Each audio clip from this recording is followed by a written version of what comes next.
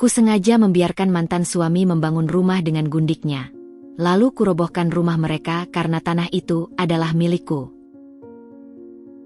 Halo Bunda, semoga Bunda semuanya dalam keadaan sehat dan bahagia ya. Sebelum masuk ke ceritanya, jangan lupa nyalakan subtitle dan absen terlebih dahulu ya. Bunda-bunda semua dari daerah mana saja? Jangan lupa like, komen, dan subscribe channel ini ya. Selamat menonton. Aku duduk di meja makan, tangan menggenggam erat secangkir teh yang sudah dingin. Mata ini menatap kosong ke arah jendela, di mana hujan gerimis membasahi kaca, menciptakan bayangan buram dari dunia di luar. Suara tetesan air yang berirama seharusnya menenangkan, tapi yang kurasakan justru kegelisahan yang menggerogoti dari dalam. Arman, suamiku, duduk di seberangku. Matanya tak pernah lepas dari ponselnya. Jari-jarinya menari cepat di atas layar. Sesekali bibirnya menyunggingkan senyum tipis, senyum yang sudah lama tidak kudapatkan. Sudah berbulan-bulan begini. Dia menjauh, perlahan tapi pasti, seperti pasir yang terhempas dari genggamanku.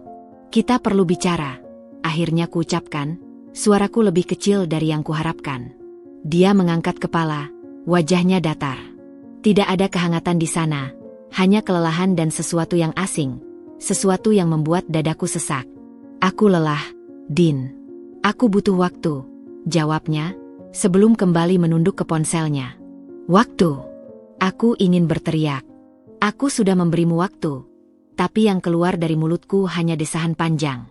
Kamu bahkan tidak melihatku lagi. Arman. Apa aku melakukan sesuatu yang salah? Dia menghela napas, seperti aku adalah beban yang harus ditanggungnya. Tidak. Ini bukan tentang kamu. Aku hanya butuh ruang. Ruang. Kata itu seperti pisau. Pernikahan kami dulu dipenuhi tawa, cerita, dan rencana-rencana besar. Sekarang, ruang di antara kami terasa lebih lebar dari samudera. Aku menarik napas dalam, mencoba menahan air mata yang sudah menggenang. Kalau bukan tentang aku, lalu tentang apa? Kamu pulang larut, tidak pernah mau bicara. Bahkan di hari libur pun kamu sibuk sendiri. Arman meletakkan ponselnya, tapi matanya masih menghindar. Aku sedang banyak tekanan di kantor. Kau tidak akan mengerti. Tidak mengerti. Aku hampir tertawa getir.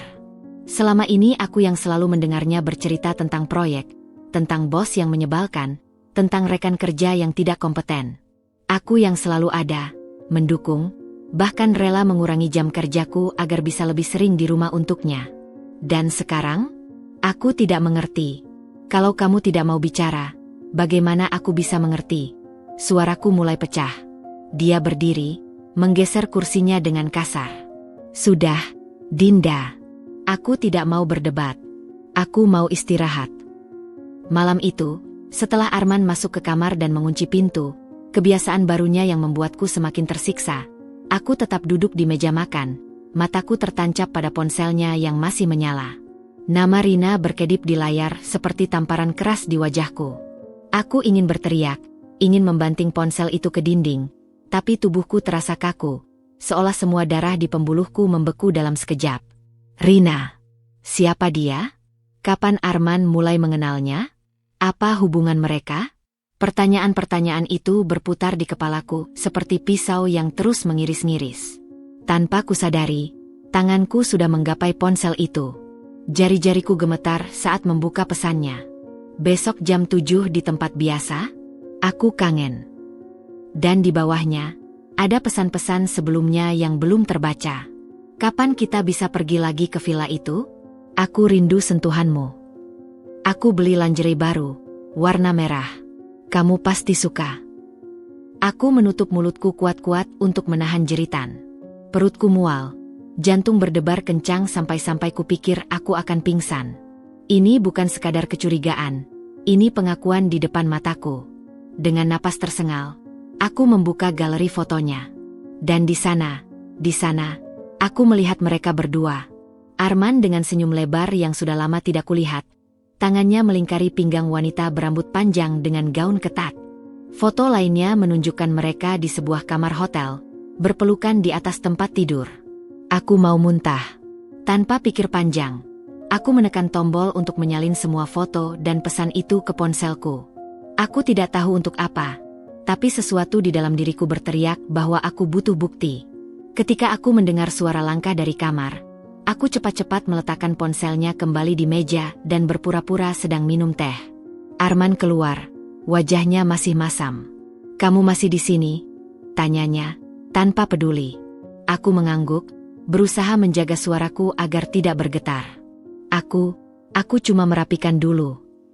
Dia mengambil ponselnya, dan untuk sesaat, mataku menatap tajam ke arahnya, mencari tanda-tanda rasa bersalah. Tapi tidak ada. Dia bahkan tersenyum kecil saat membaca pesan itu, sebelum mengetik balasan dengan cepat. "Seperti itukah aku selama ini? Begitu mudahnya digantikan." "Aku mau keluar sebentar," katanya tiba-tiba, tanpa menatapku. "Jam segini? Sudah larut." "Ada urusan kantor," potongnya, sudah memakai jaket. Aku ingin berteriak, urusan kantor atau urusan dengan Rina. Tapi mulutku terkunci. Aku hanya bisa menatapnya pergi. Pintu depan ditutup dengan keras, meninggalkan aku sendirian dalam keheningan yang menyiksa. Begitu mobilnya menghilang dari pandangan, air mata yang selama ini kutahan akhirnya meledak. Aku terjatuh di lantai, tubuhku terguncang oleh isak tangis yang tak terbendung. Inikah akhir dari pernikahan kami? Aku tidak tahu harus berbuat apa. Tapi satu hal yang pasti, aku tidak akan diam saja. Aku akan mencari tahu segalanya. Dan ketika saatnya tiba, aku akan membuatnya menyesal. Hari-hari setelah malam itu berlalu dalam kabut kesakitan yang tak kunjung reda. Aku seperti berjalan dalam mimpi buruk yang terus berulang.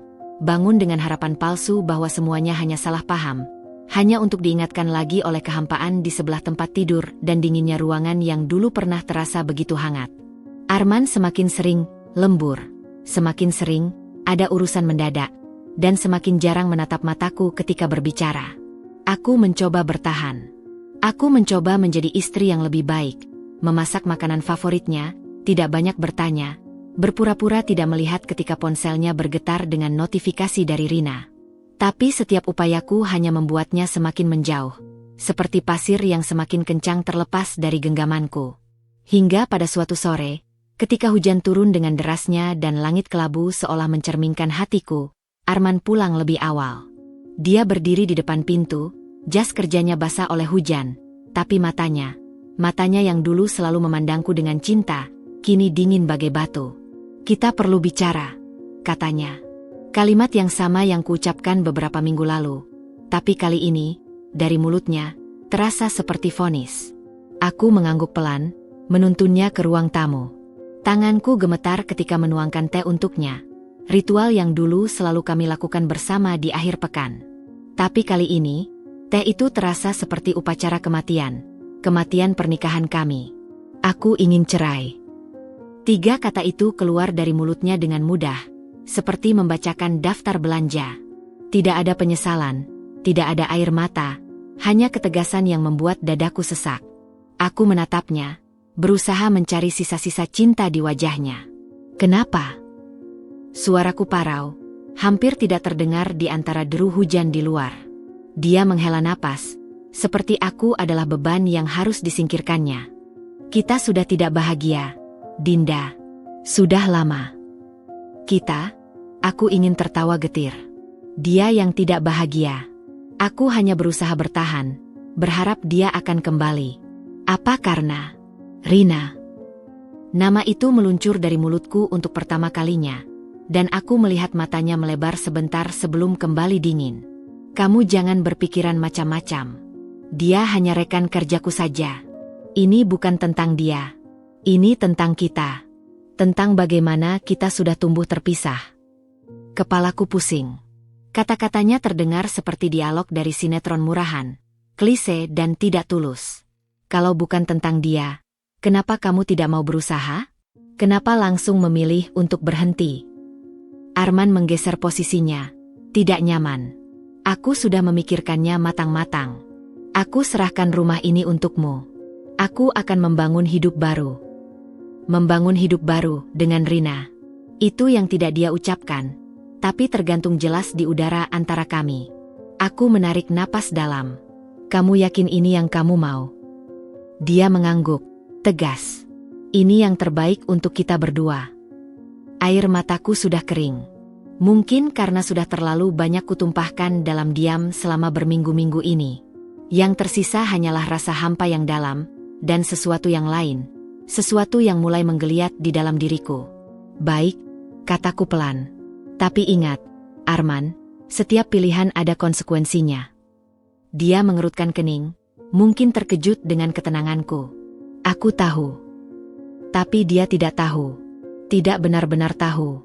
Ketika dia berdiri untuk pergi, meninggalkan aku sendirian di rumah yang tiba-tiba terasa begitu besar dan kosong, aku menatap punggungnya dengan mata yang berbeda. Ini bukan akhir. Ini awal dari balas dendamku. Hari-hari setelah kepergian Arman terasa seperti berjalan melalui lorong waktu yang bergerak lambat. Setiap sudut rumah ini mengingatkanku pada masa lalu, pada tawa yang pernah memenuhi ruangan, pada janji-janji yang sekarang hancur berkeping. Aku berkeliaran dari kamar ke kamar seperti hantu, menyentuh benda-benda yang dulu memiliki makna, tapi sekarang hanya menjadi artefak dari kehidupan yang sudah mati. Di tengah kekosongan itu, ada satu hal yang memaksaku untuk tetap waras, kemarahan. Kemarahan itu yang membuatku bangkit dari ranjang di pagi hari. Kemarahan itu yang memaksaku mandi dan mengenakan pakaian layaknya manusia normal. Kemarahan itu pula yang akhirnya membawaku ke lemari besi di ruang kerja, tempat kami, dulu, menyimpan semua dokumen penting. Aku membuka lemari itu dengan tangan gemetar. File-file tersusun rapi, seperti cerminan dari kehidupan teratur yang pernah kami jalani. Ada polis asuransi, sertifikat kendaraan, surat-surat tanah. Surat tanah. Jemariku berhenti di atas map coklat tua yang sudah berdebu. Dengan napas tertahan, kuambil map itu dan membukanya perlahan. Sertifikat-sertifikat tanah keluaran notaris berjajar rapi di dalamnya. Ada tanah warisan orang tuaku di Bogor, sertifikat rumah ini, dan sertifikat tanah kosong di kawasan BSD. Mataku membelalak.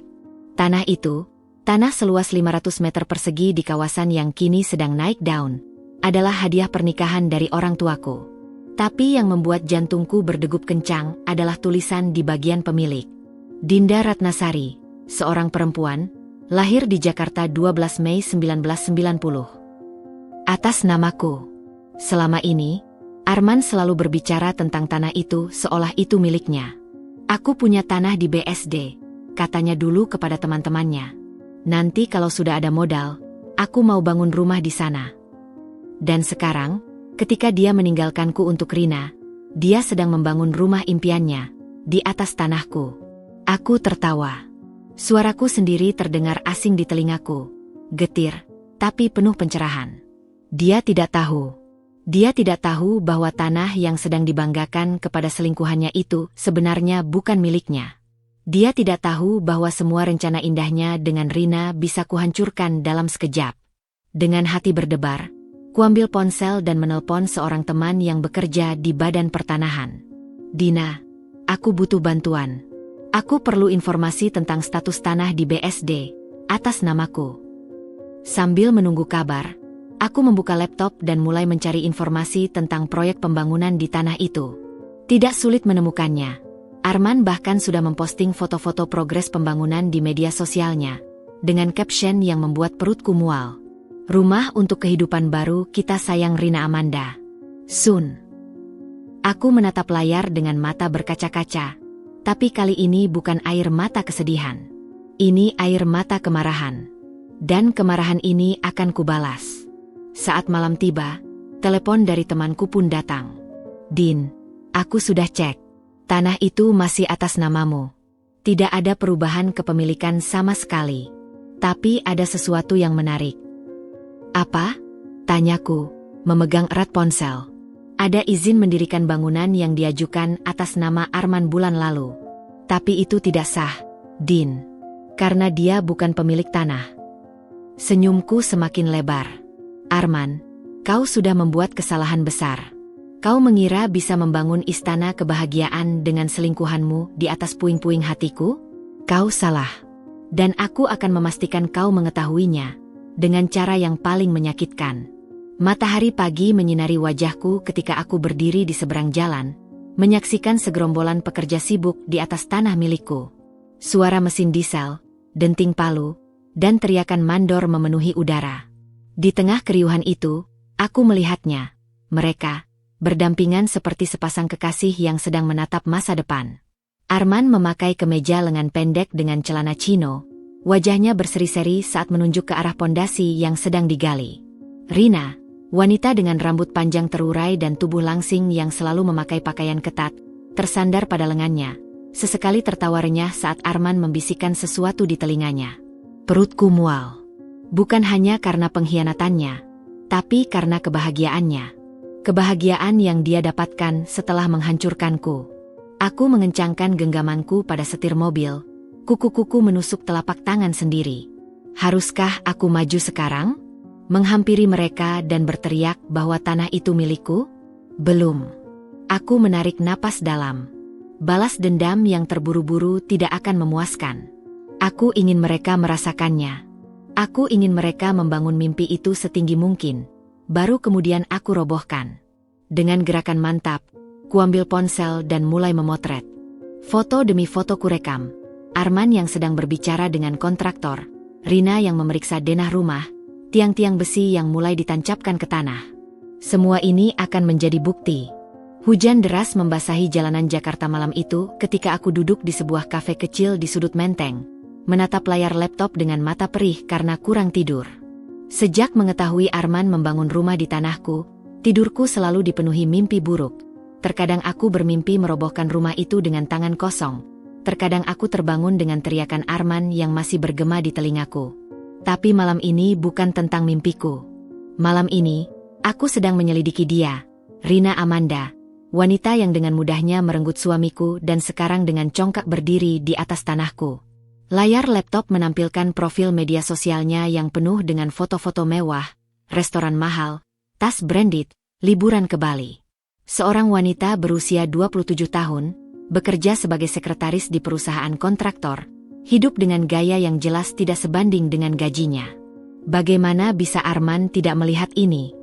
Aku membuka tab baru, mengetikkan nama dan perusahaannya di mesin pencari. Beberapa artikel muncul, termasuk sebuah pemberitaan kecil setahun lalu tentang kasus suap di perusahaan konstruksi besar. Namanya tidak disebut, tapi ada petunjuk tentang sekretaris eksekutif yang terlibat. Jantungku berdegup kencang. Aku mengirim pesan kepada seorang teman yang bekerja di dunia properti. Apa kamu kenal Rina Amanda? Dia sekretaris di PT Bangun Jaya. Balasannya datang cepat. Loh, itu kan mantan selingkuhan Bos Harjo? Katanya dia dikeluarin karena ketahuan main dengan beberapa kontraktor. Kok nanya? Senyum tipis menguar di bibirku. Aku terus menggali. 1 jam kemudian, temanku mengirimkan informasi lebih mengejutkan. Rina masih terlibat dengan Bos Harjo, direktur utama perusahaan tempat Arman bekerja. Ini semakin menarik. Aku membuka album foto Arman di media sosial, menganalisis setiap unggahan dalam 2 tahun terakhir. Ada pola yang jelas. Setiap kali Arman mengunggah foto dengan Rina, selalu ada waktu jeda 1-2 hari sebelum Bos Harjo mengunggah foto di lokasi yang sama. Mereka bertiga memiliki hubungan yang saling terkait. Arogansi Arman selama ini tiba-tiba menjadi jelas. Dia pikir dirinya penting karena dekat dengan direktur, tanpa menyadari bahwa mungkin posisinya selama ini hanya karena Rina. Dan sekarang, ketika Arman sudah keluar dari perusahaan untuk fokus membangun rumah impiannya, apakah Rina masih setia padanya? Aku menyimpan semua bukti ini dengan rapi. Setiap screenshot, setiap catatan, setiap tautan, semuanya tersusun rapi di folder tersembunyi bernama Karma. Aku sudah menemukan senjataku yang paling mematikan. Aku menatap foto Rina di layar. Senyum manisnya, matanya yang berbinar, gaya tubuhnya yang selalu bersandar pada setiap pria berkuasa. Kau pikir kau menang, Rina. Kau tidak tahu bahwa tanah tempat kau dan Arman membangun mimpi itu akan menjadi kuburan bagi hubungan kalian. Dan aku akan dengan senang hati menyekop tanah untuk menguburnya. Kantor pengacara itu terletak di lantai 22 sebuah gedung perkantoran megah di Sudirman, dengan dinding kaca yang memantulkan langit Jakarta yang kelabu pagi itu. Aku duduk di ruang tunggu yang mewah, jari-jariku tak henti mengetuk-ngetuk lengan kursi kulit. Di pangkuanku, tas berisi dokumen-dokumen penting, sertifikat tanah, surat nikah, pesan-pesan antara Arman dan Rina yang berhasil kusimpan, serta laporan penyelidik pribadi yang baru saja kuterima semalam. Bu Dinda, silakan masuk. Seorang sekretaris membukakan pintu kayu mahoni yang berat.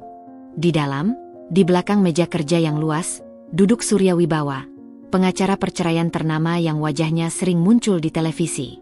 Matanya yang tajam langsung menganalisisku saat aku berjalan mendekat. Kembali berjumpa, Bu Dinda, ucapnya dengan senyum tipis, menggeser kacamata framelesnya. Saya sudah lihat dokumen yang Anda kirimkan.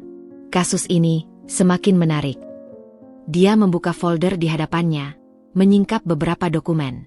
Tanah di BSD masih atas nama Anda, itu sudah jelas. Tapi yang menarik adalah, jarinya menunjuk sebuah dokumen notaris. Di sini, Arman mencantumkan tanah tersebut sebagai jaminan untuk pinjaman bank guna pembangunan rumah.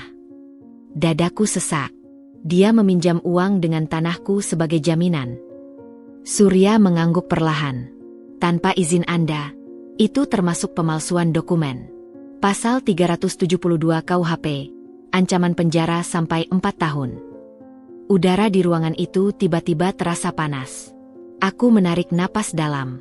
Tapi, tujuan saya bukan memenjarakannya. Tentu, Surya tersenyum, mengerti. Ini hanya senjata negosiasi. Tapi ada sesuatu yang lebih penting. Dia mengeluarkan dokumen lain, laporan bank. Lihat, dana pinjaman ini tidak semuanya digunakan untuk pembangunan. Ada transfer 300 juta ke rekening. Dia berhenti, mataku membelalak saat melihat nama di dokumen itu. Rina Amanda. Jadi, suaraku serak. Dia tidak hanya membohongi bank, tapi juga menggunakan uang itu untuk... Persis, potong Surya. Dan menurut informasi terakhir saya, hubungan Arman dengan direktur perusahaannya sedang tidak baik. Sang direktur, Bos Harjo, ternyata juga punya hubungan khusus dengan Rina ini. Aku tertawa getir. Ironinya sempurna. Arman meninggalkanku untuk seorang wanita yang mungkin hanya memanfaatkannya. Jadi apa langkah kita selanjutnya? Tanyaku, mencoba fokus. Surya menutup folder. Saya sudah siapkan gugatan perdata atas penggunaan tanah tanpa izin. Lalu, matanya berbinar. Kita bisa gunakan informasi tentang Rina ini sebagai tekanan. Tidak, jawabku cepat. Saya tidak ingin turun ke level mereka. Saya hanya ingin tanah saya kembali bersih. Dan aku berhenti, mencari kata yang tepat. Dan Anda ingin mereka merasakan konsekuensi. Surya menyelesaikan kalimatku. Aku mengangguk. Tanpa perlu kata-kata, kami sepakat. Ketika aku keluar dari gedung itu 1 jam kemudian, Jakarta sedang disiram hujan. Tapi kali ini, air yang membasahi wajahku tidak hanya berasal dari langit. Ada air mata kelegaan yang akhirnya kutumpahkan. Arman mengira hukum akan membelanya. Dia salah. Hukum akan menjadi senjataku. Dan senjata itu sudah terhunus. Pagi itu, langit Jakarta masih diselimuti kabut tipis ketika kurangkai surat resmi terakhir di meja kerjaku. Jari jemariku menari dengan mantap di atas keyboard, menyusun kata demi kata yang akan menjadi bumerang bagi Arman. Dokumen dari pengacara Surya terbuka di sebelah kanan layar, sementara di sebelah kirinya, foto-foto pembangunan ilegal di tanah BSD yang kambil diam-diam beberapa hari lalu.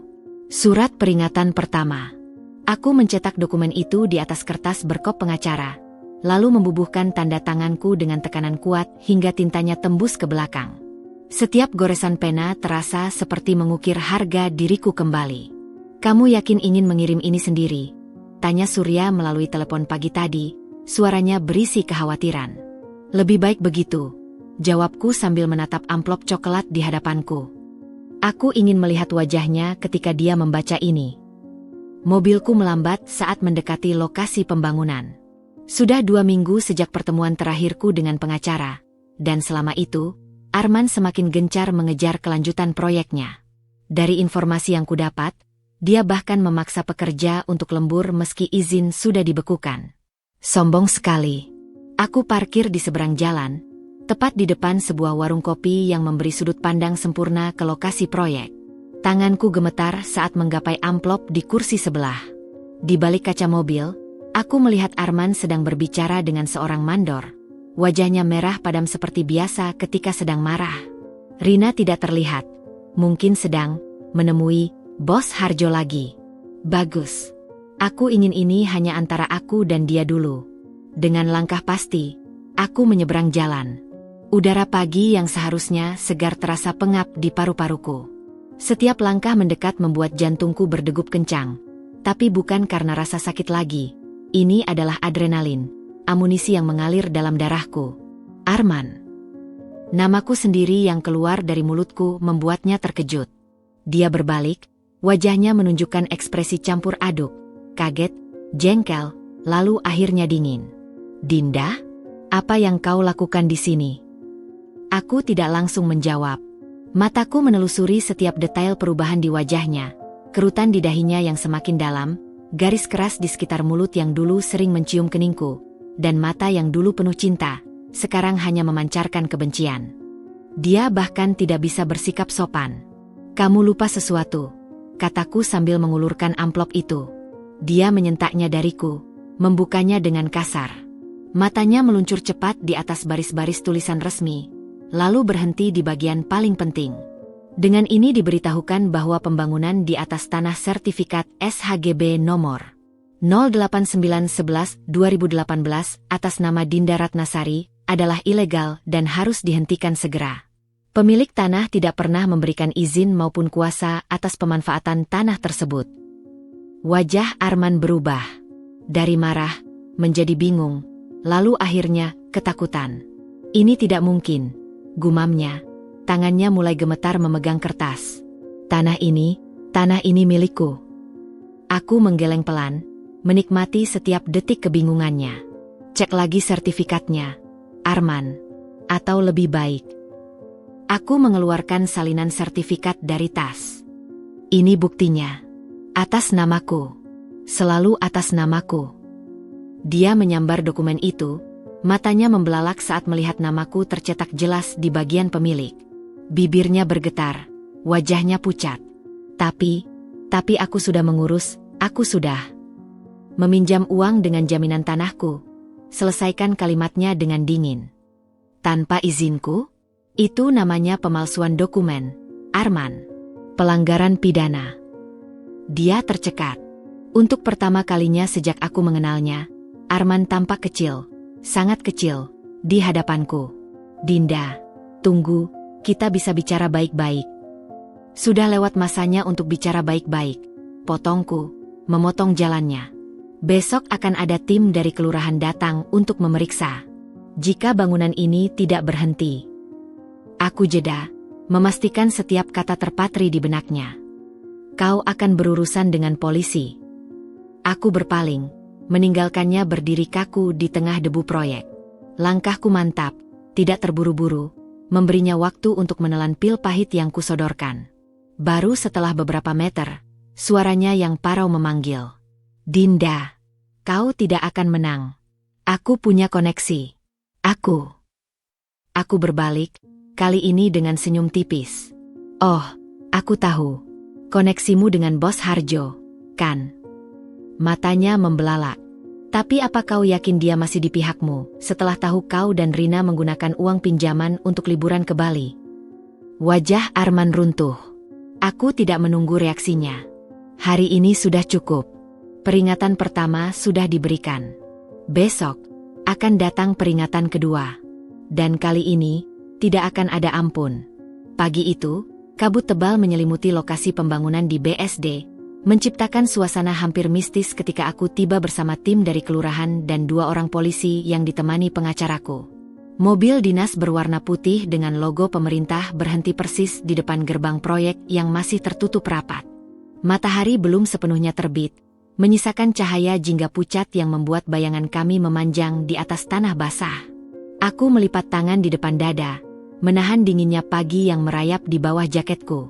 Surya, pengacaraku, berbicara rendah dengan petugas kelurahan sambil menunjuk ke arah papan proyek yang bertuliskan Rumah impian keluarga Arman Prina, dengan font mewah berwarna emas. Betapa ironis. Semua sudah siap? Tanyaku pada Surya ketika dia menghampiriku. Dia mengangguk, wajahnya serius. Izin pembongkaran sudah keluar. Tinggal menunggu kedatangan pihak kontraktor untuk membuka gerbang. Tapi kita tidak perlu menunggu lama. Suara derit gerbang besi yang dibuka kasar memecah kesunyian pagi. Arman muncul dengan wajah kusut dan baju yang masih acak-acakan, seperti baru terburu-buru memakainya. Matanya merah, mungkin kurang tidur, atau mungkin karena marah. "Dinda," teriaknya begitu melihatku. "Apa maksudmu datang ke sini dengan polisi?" Aku tidak menjawab. Biarkan hukum yang berbicara. Petugas kelurahan maju ke depan, mengacungkan dokumen resmi. "Bapak Arman, berdasarkan pemeriksaan kami, pembangunan ini tidak memiliki izin yang sah dari pemilik tanah. Selain itu, terdapat indikasi pemalsuan dokumen dalam pengajuan pinjaman bank." Wajah Arman berubah dari marah menjadi pucat. "Tidak, ini pasti salah paham. Aku punya semua dokumen." "Yang palsu," sela Surya dengan tenang, mengeluarkan berkas perbandingan dari tasnya. "Ini dokumen asli sertifikat tanah atas nama klien saya. Dan ini dokumen yang Bapak ajukan ke bank." Arman terlihat seperti ingin muntah. Tangannya gemetar saat mengambil dokumen itu, matanya bolak-balik membandingkan kedua kertas tersebut. Rina yang mengurus ini, dia bilang semuanya sudah beres." Gumamnya hampir tak terdengar. "Ah, jadi sekarang menyalahkan Rina?" Suara deru mobil mewah mendadak menarik perhatian kami semua. Sebuah BMW hitam berhenti dengan kasar di depan lokasi, dan dari dalamnya keluar Rina dengan wajah bermakeup tebal dan gaun kerja yang terlalu mewah untuk datang ke proyek bangunan. "Apa yang terjadi di sini?" teriaknya dengan nada tinggi, matanya melotot ke arah polisi. Surya dengan tenang menjelaskan situasinya, tapi Rina langsung menyela. "Ini tidak mungkin. Saya sendiri yang mengurus dokumen-dokumen ini dengan notaris. Mas Arman, katakan sesuatu." Tapi Arman hanya diam, wajahnya mulai menyiratkan pengertian bahwa dia mungkin telah dimanfaatkan. Petugas kelurahan menghela napas. "Kami harus menghentikan proyek ini sementara. Semua pekerja harap meninggalkan lokasi. Besok akan ada pemeriksaan lebih lanjut dari BPN." Kontraktor yang berdiri di belakang Arman langsung protes. "Tapi kami sudah kerja keras. Bagaimana dengan pembayaran kami?" Rina tiba-tiba menjadi gugup. "Kami akan bayar. Arman punya uang." Tapi Arman menggeleng, wajahnya hancur. Uangnya sudah hampir habis untuk pembayaran material dan... Dia menatap Rina dengan tatapan baru, tatapan orang yang mulai menyadari penipuan. "Dan untuk liburanmu ke Bali bulan lalu?" tanyaku dengan dingin, sengaja mengangkat suara agar semua mendengar. Rina memucat. "Apa? Tidak. Itu uangku sendiri." Tapi keraguan sudah terpancar di wajah Arman. "Kau bilang itu hadiah dari bonus kantormu." Suasana menjadi kacau. Pekerja mulai berteriak menagih upah, petugas kelurahan sibuk memberi perintah, sementara Rina dan Arman mulai saling menyalahkan dengan suara tinggi. Aku mundur perlahan, membiarkan drama itu berlangsung. Surya menyusulku, bertanya apakah aku ingin menambah tekanan dengan melaporkan pemalsuan dokumen. "Tidak sekarang," bisikku. "Biarkan mereka merasakan dulu ketakutan dan saling menghancurkan." Di kejauhan, aku melihat Arman mengejar Rina yang sedang berusaha kabur ke mobilnya. Tangannya menggenggam lengan Rina dengan kasar. Wajahnya penuh kemarahan yang belum pernah kulihat selama pernikahan kami. "Ini baru permulaan, Arman. Karma tidak datang sekaligus. Karma datang perlahan, seperti racun yang menyebar. Dan hari ini, racun itu mulai bekerja." Hujan deras mengguyur Jakarta sepanjang minggu itu, seolah alam sedang menangisi kehancuran yang terjadi dalam hidup Arman. Atau mungkin hanya kebetulan belaka. Aku duduk di balik jendela kafe favoritku, menyeruput latte hangat sementara jemariku sesekali menyentuh layar tablet yang menampilkan deretan notifikasi terbaru. Sebuah email dari bank melaporkan bahwa pinjaman Arman dengan jaminan tanahku telah masuk dalam status default. Lainnya adalah pesan dari pengacaraku yang melampirkan dokumen pengadilan, Gugatan perdata atas penggunaan tanah tanpa izin resmi telah diterima dan akan segera diproses. Tapi yang paling menarik adalah deretan pesan dari nomor tak dikenal yang baru saja masuk. Dinda, aku tahu ini darimu. Kau hancurkan hidupku. Aku tak perlu mengecek nomor itu untuk tahu itu dari Arman. Suaranya yang dulu begitu percaya diri kini berubah menjadi getir, penuh keputusasaan. Bagaimana perasaanmu sekarang, Arman? Aku mengalihkan pandangan keluar jendela, di mana genangan air di trotoar memantulkan cahaya lampu kota yang buram. Tiba-tiba, bayangan itu berubah menjadi gambaran Arman di kantor bank. Wajahnya pucat saat manajer kredit memberitahukan bahwa pinjamannya dibatalkan dan dia harus mengembalikan seluruh dana dalam waktu 30 hari. Atau mungkin bayangan Rina yang sedang berteriak di telepon, marah karena rekening joint account mereka dibekukan. Aku tersenyum kecil, menepuk-nepuk bibir gelas dengan jari. Teleponku berdering. Pengacaraku. Din, ada perkembangan baru. Suara Surya terdengar bersemangat. Arman baru saja mengajukan banding atas pembekuan proyek, tapi dia menggunakan jasa pengacara yang sama dengan Bos Harjo. Masalahnya, Bos Harjo ternyata sedang dalam penyelidikan korupsi. Pengacaranya kemungkinan besar akan sibuk dengan kasus itu. Aku menahan tawa. Ironi yang sempurna. Dan Rina? Tanyaku, mencoba tidak terdengar terlalu penasaran. Menurut informasi terakhir, dia sudah tidak tinggal di apartemen yang selama ini dia sewa bersama Arman. Kabarnya dia kembali ke rumah orang tuanya di Bandung. Lari.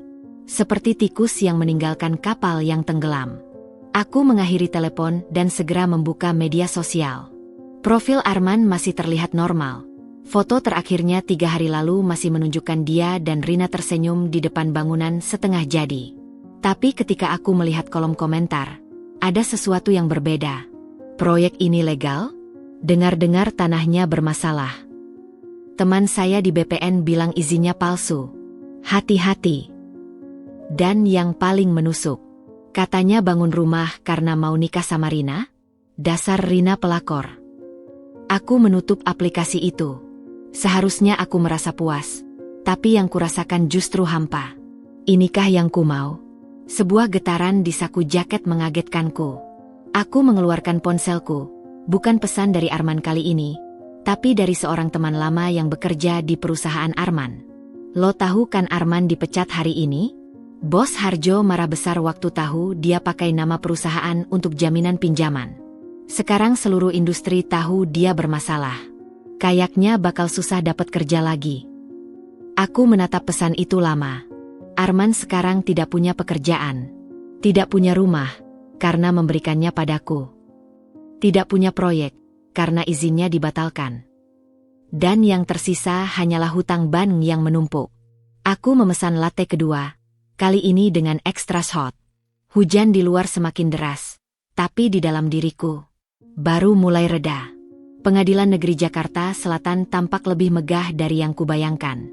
Tangga marmer yang luas, pilar-pilar tinggi, dan langit-langit yang menjulang seolah ingin mengingatkan setiap orang yang masuk tentang betapa kecilnya kita di hadapan hukum. Aku duduk di bangku penggugat, mengenakan blazer hitam sederhana dengan rambut yang sengaja kukonde rapat. Hari ini, aku ingin terlihat profesional, bukan sebagai istri yang terluka, tapi sebagai pemilik tanah yang haknya dilanggar. Di seberang ruangan, Arman duduk dengan postur membungkuk. Jasnya yang biasanya selalu rapi kini terlihat kusut. Dasinya longgar seperti digantungkan asal-asalan. Matanya merah, dengan lingkaran hitam tebal di bawahnya yang bercerita tentang malam-malam tanpa tidur. Dia datang sendiri, tidak ada Rina, tidak ada pengacara baru, hanya dirinya yang kini tampak 10 tahun lebih tua dari usia sebenarnya. Majelis hakim akan segera masuk. Bisik Surya di sebelahku, mengecek jam tangannya. Aku mengangguk, jari-jariku erat menggenggam kop surat gugatan. Dokumen-dokumen bukti telah kami susun rapi dalam map tebal, sertifikat tanah asli, laporan notaris tentang pemalsuan dokumen, bukti transfer dana pinjaman ke rekening Rina, bahkan testimoni dari pekerja proyek yang mengaku dipaksa bekerja tanpa kontrak resmi. Ketika hakim memasuki ruangan dan semua orang berdiri, jantungku berdegup kencang. Tapi bukan karena gugup. Ini adalah getaran keadilan yang akhirnya akan ditegakkan. Perkara nomor 287 PDTG 2023, perkara perdata antara Dinda Ratnasari melawan Arman Wijaya, akan dimulai, ucap hakim dengan suara berat. Proses persidangan berjalan lancar. Surya dengan gamblang memaparkan setiap pelanggaran yang dilakukan Arman, mulai dari penggunaan tanah tanpa izin, upaya pemalsuan dokumen, hingga penyalahgunaan dana pinjaman. Setiap kata yang keluar dari mulut pengacaraku seperti palu yang perlahan memaku peti mati karir Arman. Ketika giliran Arman berbicara, suaranya gemetar. Saya tidak tahu tanah itu bukan milik saya. Saya pikir itu bagian dari warisan. Hakim mengangkat alis. Bapak sebagai sarjana hukum seharusnya paham betul pentingnya mengecek sertifikat tanah sebelum meminjam dana dengan jaminan properti.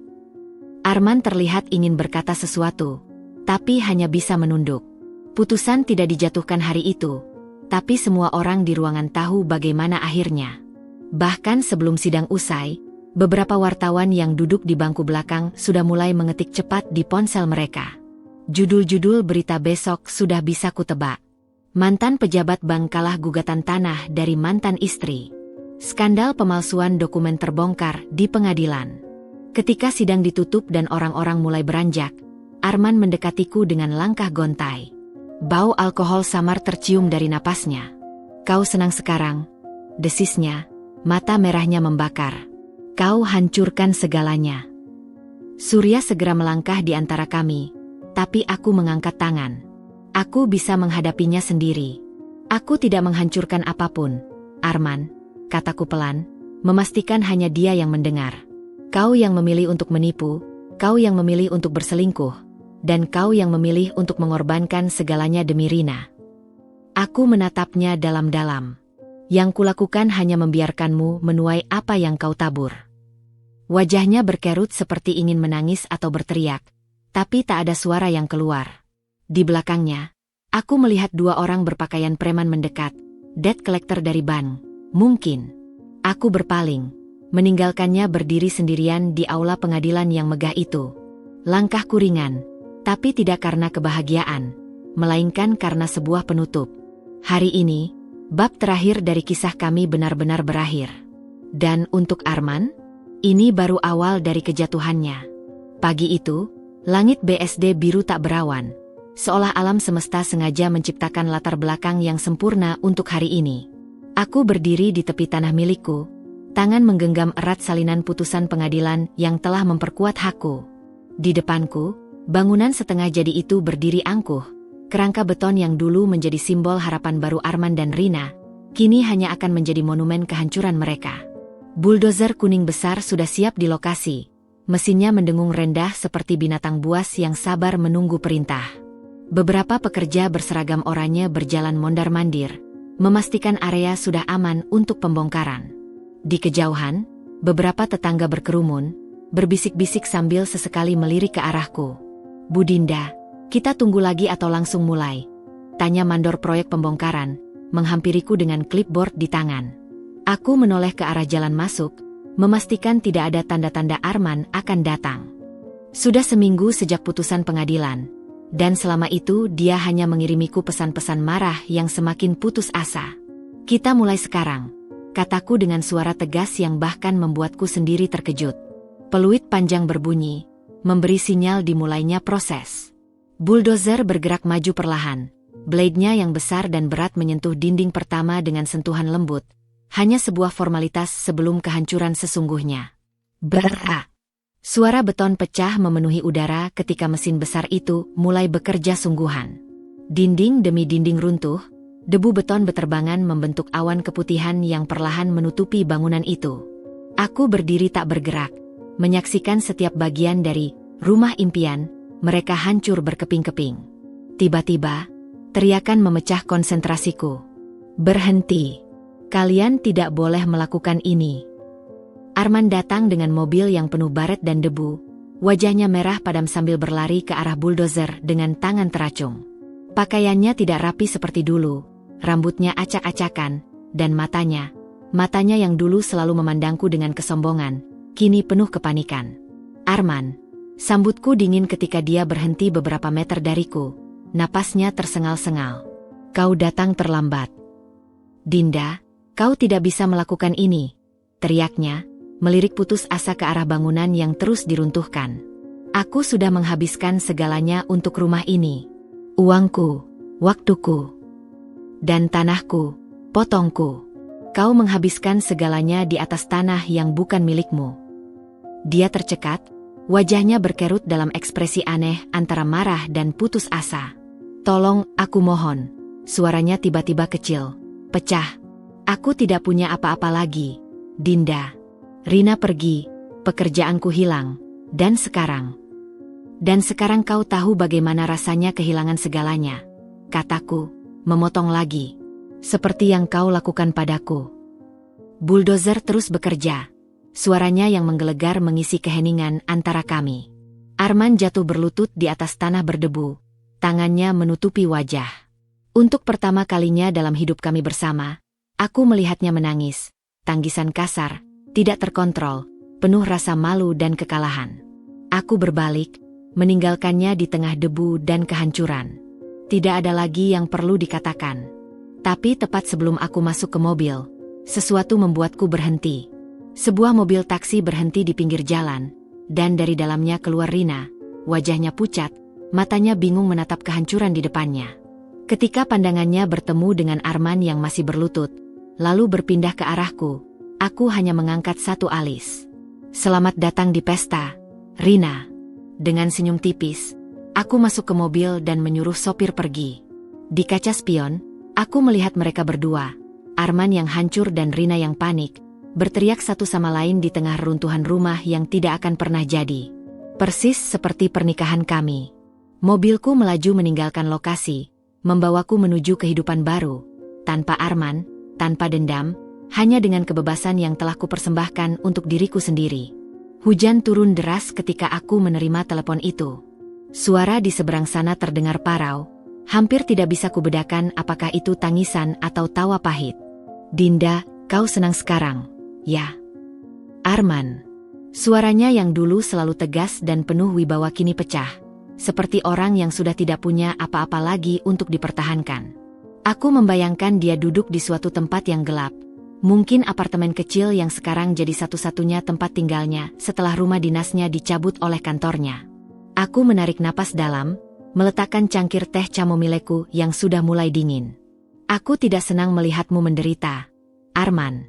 Tapi kau harus mengerti, ini konsekuensi dari pilihanmu. Diam panjang. Hanya suara hujan yang memecah kesunyian di antara kami. Dia pergi, Din, bisiknya tiba-tiba, suaranya hancur. Rina, dia kemarin datang ke apartemenku, mengambil semua barang berharganya, lalu pergi tanpa sepatah kata pun. Aku menutup mata. Seharusnya aku merasa puas. Ini yang kutunggu sejak awal, bukan? Melihat mereka hancur seperti mereka menghancurkanku. Tapi yang kurasakan justru hampa. Kau tahu apa yang dia bilang sebelum pergi? Lanjut Arman dengan getir. Dia bilang aku tidak lagi punya masa depan.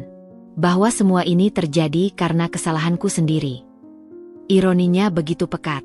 Kalimat-kalimat yang hampir sama pernah kuucapkan padanya dulu, saat memohonnya untuk tidak pergi. Arman, panggilku pelan. Apa kau sekarang mengerti? Mengerti rasanya diperlakukan seperti tidak berarti? Seperti sampah yang bisa dibuang begitu saja. Dia tidak langsung menjawab. Suara terisaknya yang tertahan justru mengatakan segalanya. Kumohon, Din. Aku tahu aku salah. Aku bukan tempatmu meminta pengampunan. Potongku dengan lembut tapi tegas. Kau punya Rina. Ingat? Mungkin kau bisa mencarinya. Memohon padanya seperti kau dulu memohon padaku untuk melepaskanmu. Tapi dia bukan kamu. Teriaknya tiba-tiba. Suaranya pecah. Dia tidak pernah mencintaiku, Din. Dia hanya... Aku tahu, bisikku. Aku selalu tahu. Sejak awal. Keheningan lagi. Arman seperti tersedak. Kau tahu? Lalu kenapa? Kenapa tidak memberitahumu? Karena kau tidak akan percaya. Jawabku, menatap hujan di luar jendela. Kau harus menemukannya sendiri. Seperti bagaimana aku harus belajar sendiri bahwa tidak ada yang abadi, termasuk cintamu padaku. Telepon itu berakhir dengan diam-diam. Tidak ada kata maaf, tidak ada penutup yang pantas. Hanya dua orang asing yang dulu saling mencintai, sekarang terhubung oleh derai hujan dan kenangan pahit. Aku meletakkan ponsel, menarik selimut lebih rapat di bahu. Di layar laptopku, ada email dari notaris. Proses pengalihan aset selesai. Tanah di BSD sepenuhnya milikku lagi. Di sebelahnya, tiket pesan ke Bali. Liburan pertamaku sebagai wanita merdeka. Tapi sebelum itu, ada satu hal terakhir yang harus kulakukan.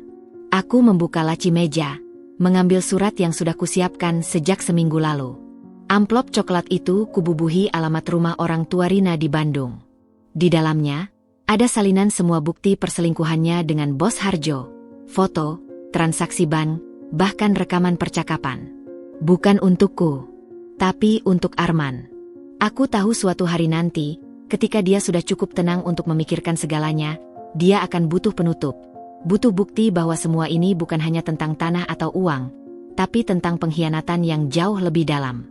Dan ketika saat itu tiba, biarlah surat ini yang bercerita. Aku menyegel amplop itu dengan hati-hati, lalu meletakkannya di tas untuk dikirim besok. Di luar, hujan mulai reda. Seperti amarahku, seperti cintaku, seperti segala sesuatu yang pernah ada antara kami. Dan seperti Rina, yang akhirnya pergi, meninggalkan Arman dengan bayang-bayang dirinya yang dulu.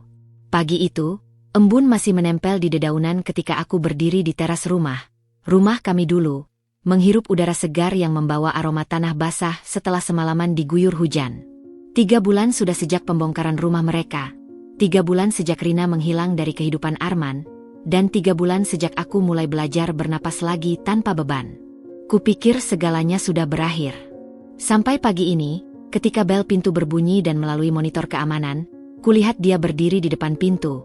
Arman, dengan baju kemeja lusuh yang dulu selalu kusetrika rapi untuknya, tas kulit yang sudah mulai mengelupas, dan wajah yang kurus dengan janggut tidak terurus. Jantungku berhenti sebentar. Aku membuka pintu perlahan, tidak sepenuhnya yakin ini bukan mimpi. Arman. Dia menatapku dengan mata yang berbeda, tidak lagi penuh kesombongan, tapi kerendahan hati yang menyakitkan untuk dilihat. Dinda, aku. Suaranya pecah sebelum bisa melanjutkan. Kau tidak seharusnya datang ke sini, kataku, tapi tanpa amarah. Hanya pernyataan fakta. Dia mengangguk, tangannya gemetar memegang tasnya. Aku tahu, tapi aku sudah tidak tahu harus pergi kemana lagi. Angin pagi berhembus, membawa aroma kopi dari dalam rumahku. Aroma yang dulu selalu kami nikmati bersama di akhir pekan. Matanya melirik ke dalam, mungkin mengingat hal yang sama. Aku tidak minta maaf, lanjutnya tiba-tiba, suaranya parau. Karena maafku tidak akan cukup.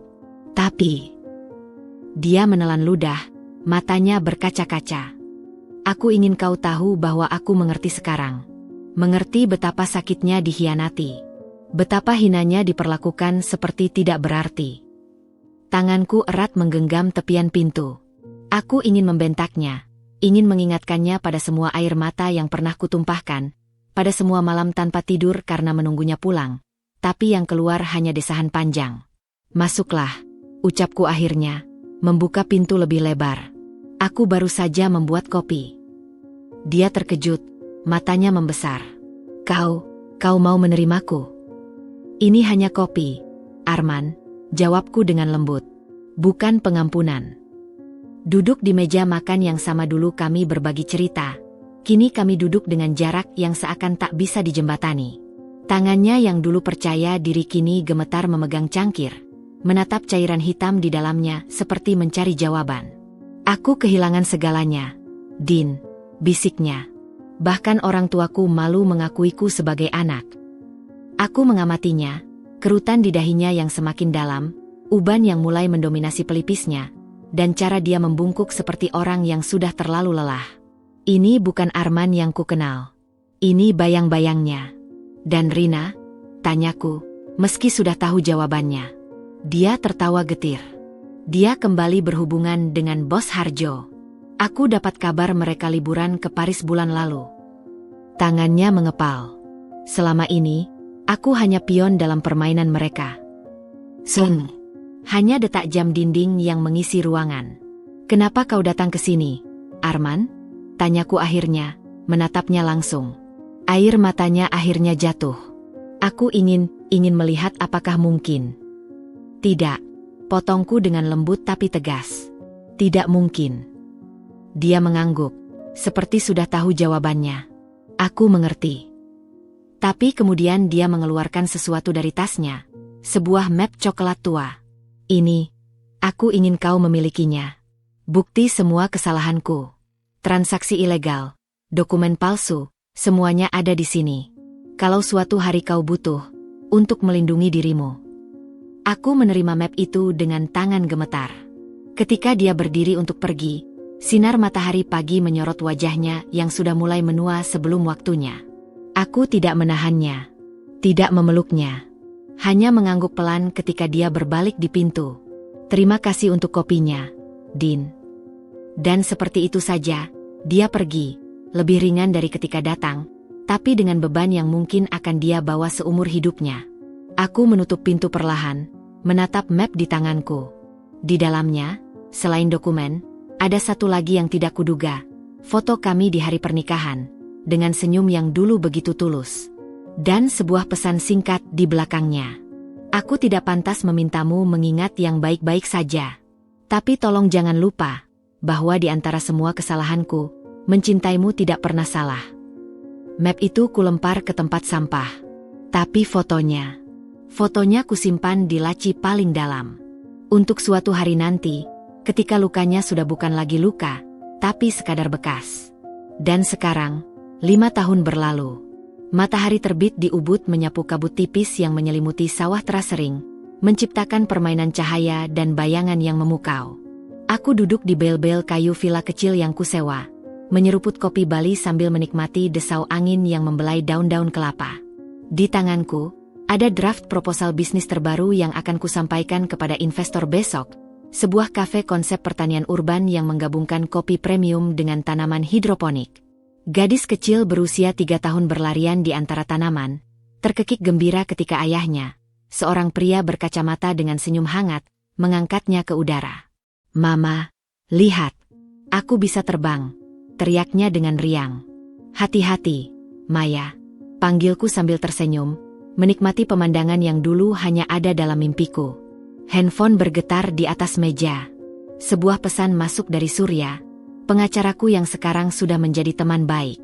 Konfirmasi akhir, tanah BSD sudah terjual dengan harga 3x lipat nilai awal. Transfer masuk hari ini. Selamat ya, Bos. Aku menghela napas lega. Tanah yang dulu menjadi sumber luka itu akhirnya berubah menjadi berkah, modal besar untuk membangun kehidupan baru. Nggak nyangka ya, Din? Dulu kamu nggak bisa masak nasi aja, sekarang mau buka bisnis kafe. Suara itu membuatku menoleh. Laras, sahabatku sejak SMA, sedang memotong buah di meja dapur kecil. Orang bisa berubah, Ras. Jawabku sambil berjalan mendekatinya. Bener banget, dia menyipitkan mata, lalu menunjuk ke arah suami dan anakku yang sedang bermain.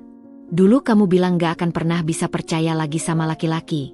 Lihat sekarang. Aku tersenyum, menatap mereka berdua.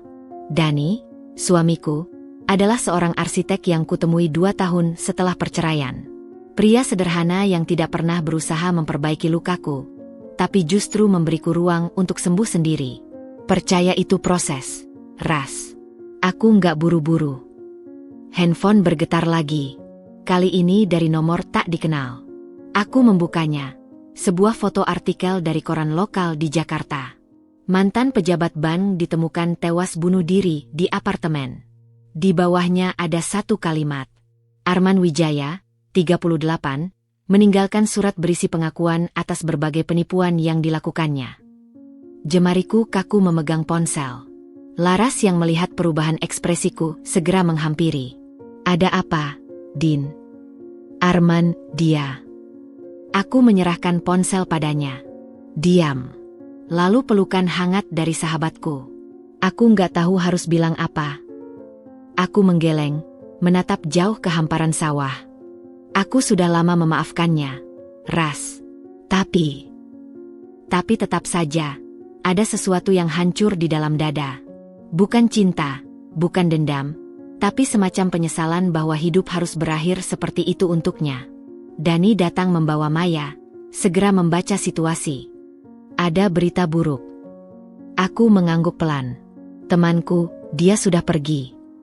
Mata Maya yang besar berkedip penuh tanya. Temannya Mama pergi kemana? Aku menarik napas, mengelus rambutnya yang halus. Ke tempat yang sangat jauh, sayang. Malam itu, ketika Maya sudah tertidur dan Dani memelukku erat, aku akhirnya menangis. Untuk Arman, untuk diri lamaku yang terluka, dan untuk semua hal yang bisa saja berbeda.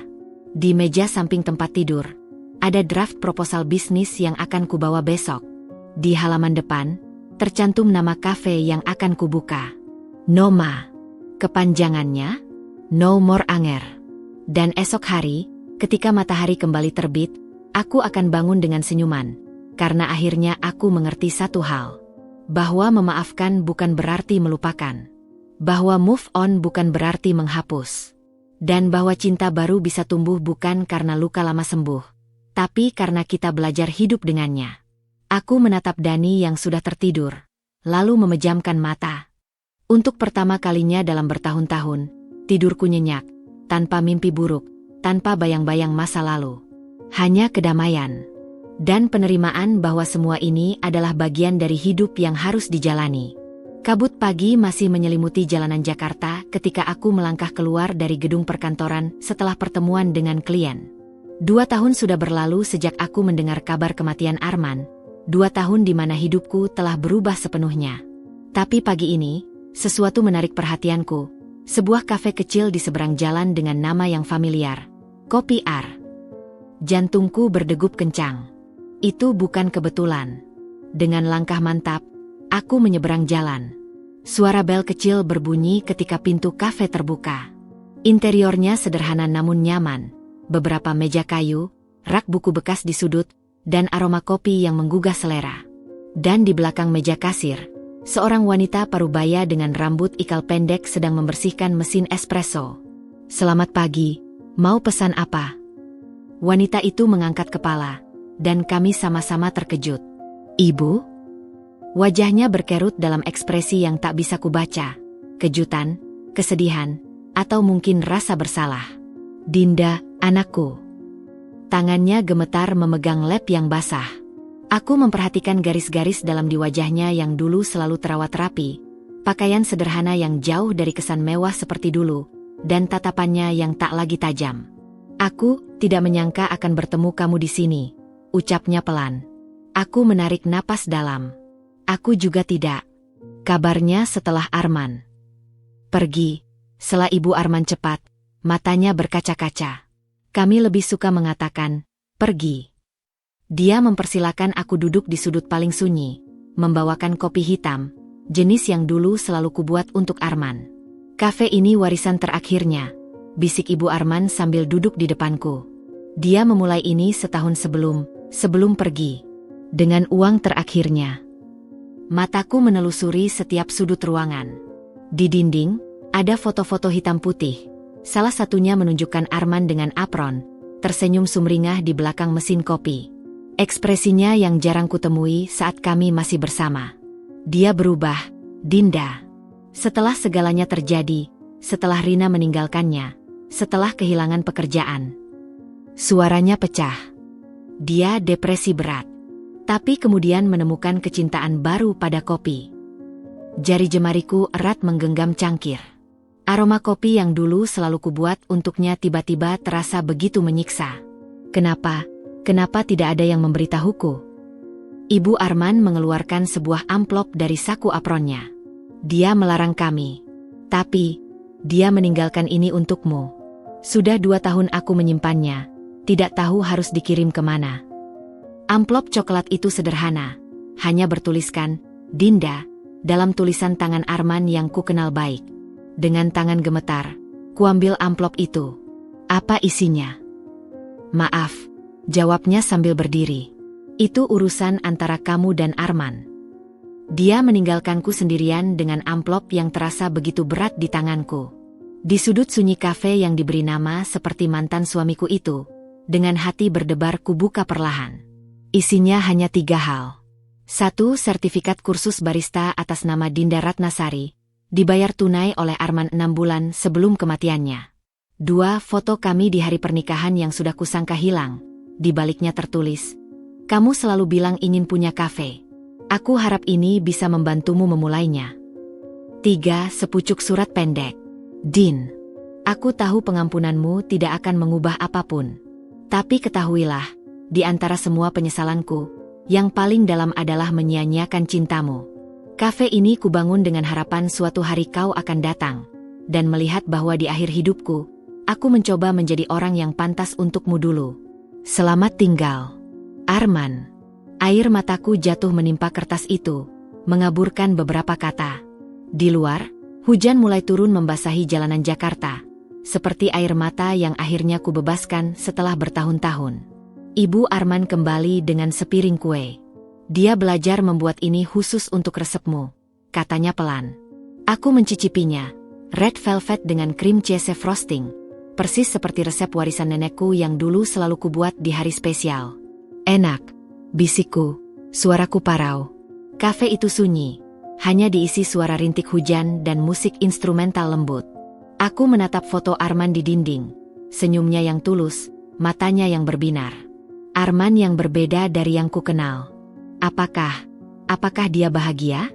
Di akhir hidupnya. Ibu Arman duduk di depanku, tangannya yang berkerut menutupi tanganku. Setelah menemukan kopi? Ya, tapi... Dia menatapku dalam-dalam. Aku rasa dia baru benar-benar bahagia saat menulis surat itu untukmu. Aku mengangguk, tak bisa berkata-kata. Ketika hujan reda dan aku hendak pergi, Ibu Arman memberikan sebuah bungkusan. Resep kopi spesialnya. Dia membuatnya untuk suatu hari kau datang. Di pintu keluar, aku berbalik melihat kafe itu sekali lagi. Di jendela, tertulis sebuah kutipan yang membuat dadaku sesak. Dalam hidup, kita tidak pernah benar-benar kehabisan kopi, hanya kadang menemukan dasar cangkir sebelum siap untuk mengisi lagi. Aku tersenyum melalui air mata. Arman, akhirnya kau paham juga. Dan mungkin, inilah cara terbaik untuk mengingatmu. Bukan sebagai suamiku yang mengkhianati, bukan sebagai pria yang hancur, tapi sebagai orang yang di akhir hidupnya, belajar arti cinta sejati. Dengan langkah ringan, aku melangkah keluar, ke hidupku yang sekarang, membawa serta kenangan yang tak lagi menyakitkan, tapi menjadi bagian dari ceritaku. Dan di suatu tempat, aku yakin Arman tersenyum lega. Matahari sore menyinari dapur besar di belakang Noma Cafe, memantulkan kilau pada peralatan stainless steel yang selalu bersih berderet rapi. Aku berdiri di depan meja prep besar, dengan teliti mengukur biji kopi Ethiopia yang baru saja datang pagi tadi. Di sebelahku, Maya yang kini berusia 5 tahun duduk di bangku tinggi, kaki kecilnya yang bersepatu kets merah bergoyang-goyang sambil serius memperhatikan setiap gerakanku. "Jadi ini yang disebut single origin-nya, Mama?" Tanyanya sambil mengendus-endus biji kopi yang kutaruh di telapak tangannya. "Betul, sayang. Kopi ini hanya tumbuh di satu daerah khusus di Ethiopia, makanya rasanya unik." Aku mengedipkan mata padanya. "Kamu mau coba menggilingnya?" Maya mengangguk antusias. Wajah kecilnya berseri-seri ketika kuizinkan dia memutar penggiling manual. Suara riangnya mengisi dapur yang biasanya hanya diisi denting peralatan dan desisan mesin espresso. "Bu Dinda, ada tamu minta bertemu." Aku menoleh ke pintu dapur tempat Rudi, karyawan baristaku, berdiri dengan ekspresi sedikit bingung. "Siapa?" Dia bilang, "Dulu tetangga Bu Dinda di BSD." Jantungku berdetak sedikit lebih kencang.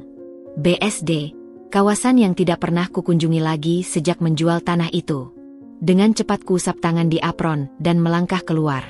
Di area kafe yang nyaman dengan nuansa hijau tanaman hidroponik di seluruh sudut, seorang wanita parubaya berdiri sambil memandangi foto-foto di dinding, gambar perkembangan Noma dari pertama buka sampai sekarang. "Ibu, Lani." Wanita itu berbalik, wajahnya langsung berseri. "Dinda, wah, sudah tidak salah lagi ini kamu. Sudah jadi pengusaha sukses." Kami berpelukan erat. Ibu Lani adalah tetangga baikku dulu, satu-satunya yang sering menengokku saat masa-masa paling sulit setelah perceraian. "Ayo duduk," kataku sambil memandunya ke sofa corner favoritku. Maya, tolong bilang ke papa bikinkan teh jahe untuk Ibu Lani, ya. Sambil Maya berlari ke belakang, Ibu Lani memandangiku dengan mata berbinar. Dinda, kamu bahagia? Bukan pertanyaan, tapi pernyataan. Aku tersenyum, mengangguk. Sekarang iya, tapi dulu. Dulu kamu bertahan, sambungnya, tangannya yang berkerut menutupi tanganku. Aku selalu bilang pada suamiku, lihatlah Dinda itu kuat. Suatu hari dia akan menemukan jalannya sendiri. Rasa haru menyergapku. Di tengah percakapan tentang kenangan lama, tiba-tiba Ibu Lani mengeluarkan sebuah bungkusan kecil dari tasnya. Ini, sebenarnya alasan utama aku datang. Dengan penasaran kubuka bungkusan itu, sebuah USB drive kecil berbentuk kopi. Arman memberikanku setahun sebelum dia pergi, bisik Ibu Lani. Dia minta aku menyimpannya sampai kamu benar-benar bahagia dengan hidup barumu. Katanya, baru boleh diberikan saat kamu sudah menemukan kedamaian. Tanganku gemetar memegang benda kecil itu. Maya kembali dengan Dani membawa teh segera membaca situasi. Mama, kenapa menangis? Aku bahkan tidak menyadari air mata yang mengalir di pipiku.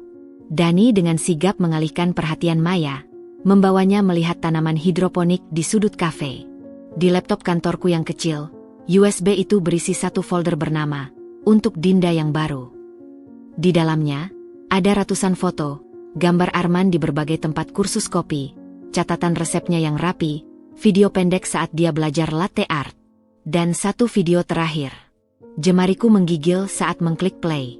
Arman muncul di layar, duduk di kafe kecilnya yang sekarang ku kenal. Wajahnya lebih kurus dari yang kuingat, tapi matanya jernih dan penuh kedamaian. Halo, Din. Kalau kamu melihat ini, berarti Ibu Lani sudah memutuskan bahwa kamu siap. Dia tersenyum, senyum yang dulu selalu bisa melelehkan hatiku. Aku tahu permintaan maafku tidak akan pernah cukup. Tapi izinkan aku melakukan satu hal terakhir untukmu, mengembalikan mimpi yang pernah kucuri darimu. Layar berganti ke video-video tutorial lengkap tentang mengelola kafe, tips memilih biji kopi, bahkan wawancara dengan para pemilik kafe ternama. Dulu kamu selalu bicara ingin buka kafe sendiri. Aku ingin membantumu mewujudkannya, walau hanya seperti ini. Di akhir video, dia mengangkat cangkir kopi, latte art berbentuk hati yang setengah pecah. Untuk Dinda yang baru, semoga bahagia. Video berakhir. Aku menutup mata, membiarkan air mata mengalir bebas. Bukan air mata kesedihan, tapi pembersihan. Seperti hujan yang menyapu debu jalanan, meninggalkan kejernihan. Di luar ruangan, suara Maya yang tertawa bersama Dani menyadarkanku pada kehidupan indah yang sekarang kumiliki. Dan untuk pertama kalinya, ketika mengingat Arman, yang terasa bukan lagi pedih atau marah, tapi rasa terima kasih. Terima kasih untuk pelajaran, untuk pertumbuhan, dan untuk mimpi yang akhirnya kembali menjadi milikku. Aku menyimpan USB itu di laci khusus meja kerjaku, tidak untuk sering dilihat, tapi untuk diingat sebagai bagian dari perjalananku. Sebagai Dinda yang dulu, yang kuat bertahan. Dan Dinda yang sekarang, yang berani bahagia. Karena akhirnya aku mengerti, cinta sejati bukan tentang memiliki, tapi tentang membiarkan pergi. Dan dalam kepergiannya, Arman memberiku hadiah terindah. Kesempatan untuk menjadi diriku yang seutuhnya. Bulan purnama tergantung sempurna di atas langit Ubud ketika aku duduk di tepi kolam renang villa kami, menikmati sejuknya malam tropis. Di dalam, Maya sudah tertidur lelap setelah seharian bermain di waterpark. Sementara Dani sibuk memeriksa rancangan terbarunya di laptop. Segelas anggur merah setengah kosong berdiri di sampingku, menemani lamunanku yang jauh. Di tanganku, sebuah surat kabar lokal Jakarta terbuka pada halaman obituari. Foto hitam putih Arman tersenyum sederhana menghiasi sudut halaman, dengan tanggal lahir dan wafat yang mengingatkanku bahwa sudah 5 tahun sejak kepergiannya. 5 tahun. Cukup waktu untuk melupakan, tapi aku memilih mengingat. Dengan cara yang berbeda. Masih memikirkannya. Dani muncul dari belakang, tangannya yang hangat dengan lembut memijit bahuku. Aku mengangkat bahu, menyandarkan kepala ke pinggangnya. Tidak memikirkan, hanya merenungkan. Dia duduk di sampingku, mengambil koran itu. Kamu tidak pernah cerita banyak tentang dia. Aku meneguk anggurku, merasakan rasa asam yang nikam di lidah. Apa gunanya? Itu semua sudah berlalu. Tapi Dani, pria bijak yang kutemui di workshop kopi 2 tahun setelah perceraianku, hanya tersenyum. Tidak ada yang benar-benar berlalu, Din. Semua hanya berubah bentuk. Dia mengeluarkan sesuatu dari saku celananya. Sebuah kopi tubruk panas dalam cangkir kecil keramik. Coba. Aku mencicipinya, dan lidahku langsung mengenali rasanya. Persis seperti kopi yang pernah kubuat untuk Arman di pagi hari. Bagaimana kamu? Dari resep di USB itu, akunya. Aku pelajari diam-diam. Untuk hari ini. Mataku berkaca-kaca. Kamu tidak perlu melakukan ini. Tapi aku ingin, bisiknya, menatapku dalam-dalam. Karena berkat dia, aku memiliki kamu. Angin malam berhembus pelan, membawa aroma melati dari kebun. Di kejauhan, suara gamelan Bali terdengar sayup-sayup. Aku menarik napas dalam. Dia mengajariku satu hal terakhir. Kamu tahu? Dani menggeleng, matanya penuh perhatian. Bahwa cinta itu seperti kopi tubruk, ucapku sambil mengangkat cangkir. Kita harus menerima bahwa akan selalu ada ampas yang tak bisa diminum, tapi bukan berarti kopinya tidak nikmat. Dani tersenyum, mengangguk pelan. Bijak sekali. Dan bahwa kadang, lanjutku, suara hampir berbisik, ampas itu justru yang membuat kita menghargai kejernihan di atasnya. Malam itu, ketika Dani sudah tertidur, aku membuka laptop dan mulai mengetik. Kata demi kata mengalir deras, seperti air terjun yang akhirnya melepas genangannya setelah bertahun-tahun. Judulnya sederhana, Untuk Arman. Isinya bukan surat cinta, bukan pula surat dendam, tapi pengakuan bahwa di antara semua luka dan kecewa, ada ruang untuk terima kasih. Terima kasih untuk pelajaran, untuk kekuatan, dan untuk kopi terakhir yang kini kubawa dalam hidup baruku. Aku menyimpan dokumen itu di folder khusus. Mungkin suatu hari akan kubaca lagi, mungkin tidak. Yang penting, malam ini aku telah menulisnya.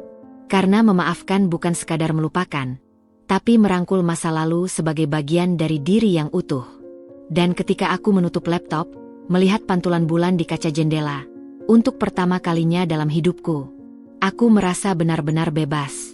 5 tahun kemudian, aku berdiri di depan gerbang sekolah Maya yang sekarang sudah berusia 10 tahun, menunggunya keluar dengan tawa riang bersama teman-temannya.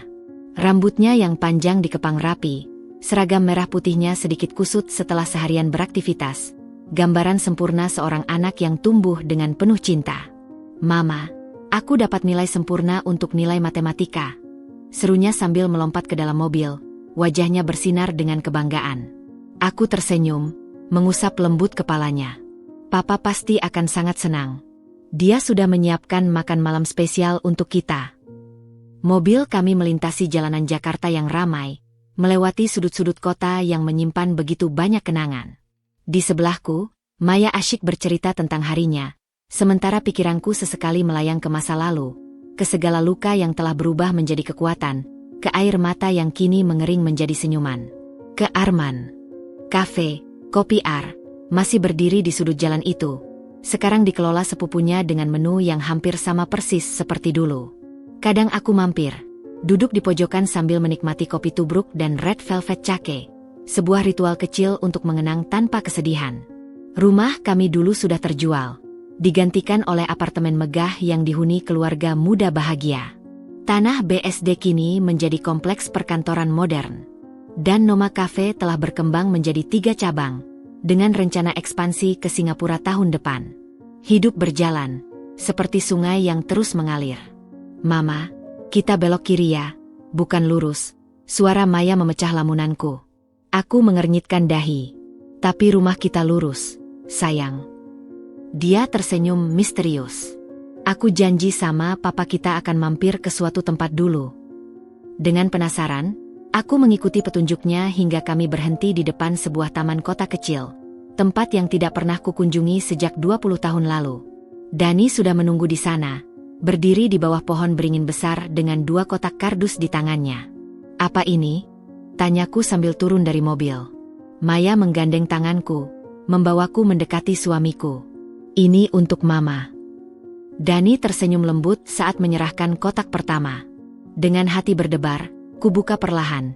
Di dalamnya ada album foto tua, surat-surat yang sudah menguning, dan beberapa benda kenangan dari masa pernikahanku dengan Arman. Kita rasa ini saat yang tepat untuk mengembalikannya padamu, bisik Dani. Kotak kedua lebih kecil, tapi lebih berat. Ketika kubuka, sebuah batu nisan kecil terukir indah tersimpan di dalamnya. Tertulis sederhana, Arman Wijaya, 1985-2023. Telah menemukan kedamaian dalam secangkir kopi terakhir. Maya memegang tanganku erat. Papa bilang kita bisa menaruhnya di kebun belakang rumah. Jadi Mama bisa berbicara padanya kapan saja. Air mata mengalir deras di pipiku, tapi kali ini tidak ada rasa sakit, hanya kelegaan yang dalam, penerimaan yang sempurna. Terima kasih, bisikku, memeluk erat keduanya. Di bawah pohon beringin yang rindang, dengan sinar matahari sore menembus dedaunan, aku akhirnya mengerti arti sebenarnya dari keadilan hidup. Bukan tentang pemenang atau pecundang. Bukan tentang balas dendam yang sempurna. Tapi tentang cinta yang bertransformasi, menjadi pengampunan, menjadi pelajaran, menjadi kekuatan untuk mencintai lagi. Dani mengelus punggungku. Mau pulang? Aku mengangguk, menatap sekali lagi kedua kotak kenangan itu. Ya. Ayo pulang. Kami berjalan kembali ke mobil, dengan Maya di antara kami, bercerita tentang rencananya untuk liburan sekolah. Langkah kami ringan, hati kami penuh. Persis seperti secangkir kopi yang telah diminum hingga habis. Tinggal ampasnya yang tersisa. Tapi kenikmatannya akan selalu dikenang. Dan mungkin, inilah akhir yang paling adil. Bukan tentang melupakan, tapi tentang melanjutkan. Dengan segala kenangan yang telah menjadi bagian dari diri kita.